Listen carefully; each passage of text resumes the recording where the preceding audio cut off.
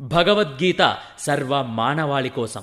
నవమోऽధ్యాయః రాజవిద్యా రాజగుహ్యం పవిత్రమిదముత్తమం ప్రత్యక్షావగమం ధర్మ్యం సుసుఖం కర్తుమవ్యయం. ఈ జ్ఞానము అన్ని విద్యలకు రారాజు మరియు అత్యంత గోప్యమైనది. ఇది విన్నవారిని పవిత్రం చేస్తుంది.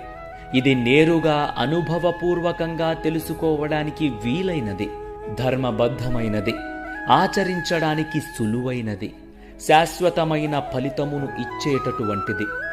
రాజ అంటే రాజు, ప్రముఖుడు, ముఖ్యుడు అని అర్థం. శ్రీకృష్ణుడు తాను ఉపదేశించే జ్ఞానం యొక్క సర్వోత్కృష్ట స్థాయిని వక్కాణించడానికి రాజా అన్న ఉపమానం వాడుతున్నాడు. విద్య అంటే శాస్త్రము లేదా విద్య. తన ఉపదేశాన్ని విశ్వాసము, మతము, అభిప్రాయము, ఆచారము లేదా నమ్మకము అని ఆయన అనటం లేదు. తను అర్జునుడికి చెప్పబోయేది అన్ని శాస్త్రాలలోకెల్లా రారాజు అని ప్రకటిస్తున్నాడు. గుహ్య అంటే రహస్యము. ఈ జ్ఞానము అత్యంత గోప్యమైనది కూడా. స్వేచ్ఛ ఉన్న చోటే ప్రేమ సాధ్యమవుతుంది. కాబట్టి కావాలనే భగవంతుడు తను నేరుగా సునాయాసముగా కనబడకుండా తనను తాను దాచి ఉంచుకుంటాడు. దీని ద్వారా ఆత్మకు భగవంతుడిని ప్రేమించాలా లేదా అనే స్వేచ్ఛ ఇస్తాడు. యంత్రము ప్రేమించలేదు, ఎందుకంటే దానికి ఎంచుకునే స్వేచ్ఛ ఉండదు.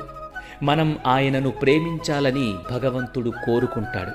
అందుకే మనకు ఆయనను కోరుకోవాలా లేదా అన్న స్వేచ్ఛను ఇస్తున్నాడు. దాన్ని మన ఇష్టానికే వదిలేస్తున్నాడు. కేవలం మనం ఎంచుకున్న మార్గం వలన కలిగే పరిణామాలను మాత్రం తెలియచెప్తాడు. మరియు ఏ మార్గం అవలంబించాలనే స్వేచ్ఛను మనకే వదిలేస్తాడు. పవిత్రం అంటే పవిత్రమైన, స్వచ్ఛమైన అని. భక్తి యొక్క జ్ఞానము అత్యంత పవిత్రమైనది.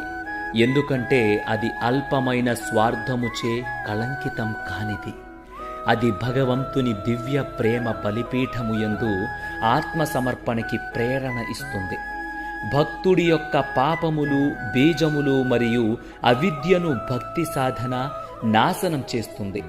పాపములు అంటే జీవుడి అనంతమైన పూర్వజన్మల నుండి ఉన్న పాపరాశి.